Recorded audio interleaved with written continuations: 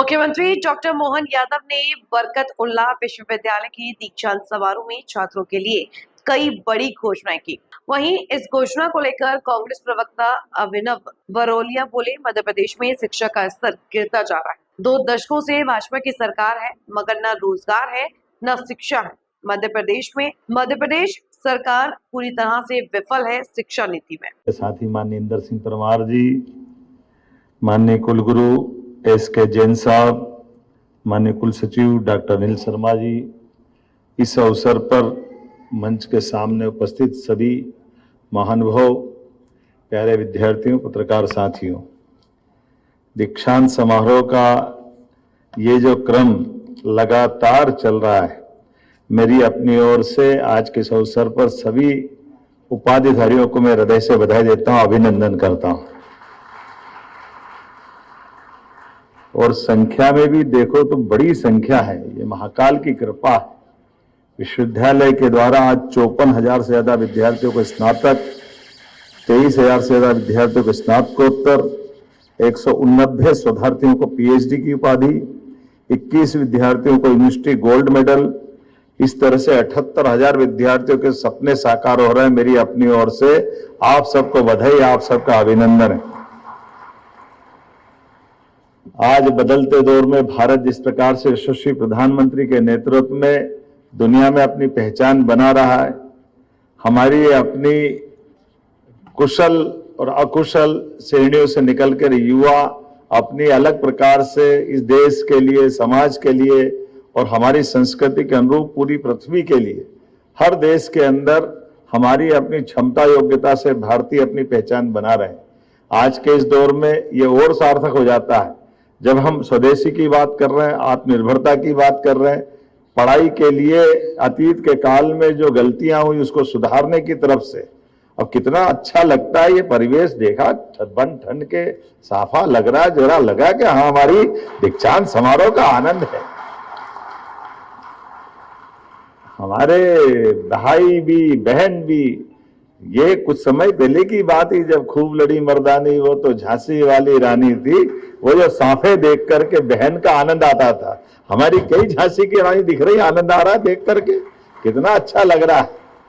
भारतीय परिवेश से ये जो अपनी खुशबू आ रही है, इसका एहसास हम सबको हो रहा है, ये भारतीयता से ओतप्रोत होकर के।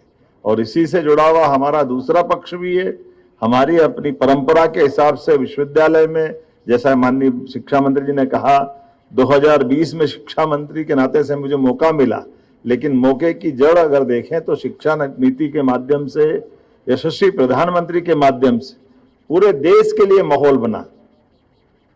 कहां हम आज के शिक्षा के दौर में राष्ट्रभाषा की बात करते हैं, और माननीय मोदी जी के शब्दों में हमारी देश की सारी भाषा ही राष्ट्रभाषा है, सारे प्रांतों की भाषा हमारी राष्ट्रभाषा है। जोरदार अभिनंदन करें केरल से लेकर कर्नाटक, आंध्र से लेकर जम्मू कश्मीर तक, सारी भाषा है हमारी। हमारे परिवार के बच्चों में माँ बाप से अगर कोई पूछे कि ज्यादा अच्छा कौन सा है, अरे जितने बच्चे वो सब हमारे ही तो हैं, सब परिवार के हमारे बच्चे हैं। उनकी अपनी अलग अलग आनंद के साथ उनकी रचना भगवान ने जैसी बनाई बनाई होगी, लेकिन वो हमारे हैं। ये जो आत्मीय भाव आना चाहिए, और आत्मीय भाव के पीछे वो 1884 की गलती को भी, 1835 की गलती को भी सब प्रकार से सुधारते हुए, जब हमने कहा कि हम अपने डॉक्टर की पढ़ाई भी कराएंगे तो राष्ट्रभाषा में कराएंगे, कितना अच्छा लगता है ये सोच करके।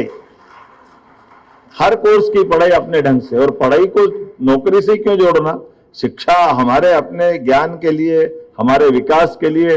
गुरु से शिक्षा विद्यार्थी को मिलती है, विद्यार्थी। भाई साहब, मुख्यमंत्री जी ने साक्षरता दिवस पर आज कुशाभाऊ ठाकरे में कार्यक्रम हुआ था, दीक्षांत समारोह, जहां पर उन्होंने कहा है कि पढ़ाई लिखाई भर सिर्फ नहीं है, यह समान अवसर है, और व्यक्ति की जो आत्मनिर्भरता की है वह कुंजी है।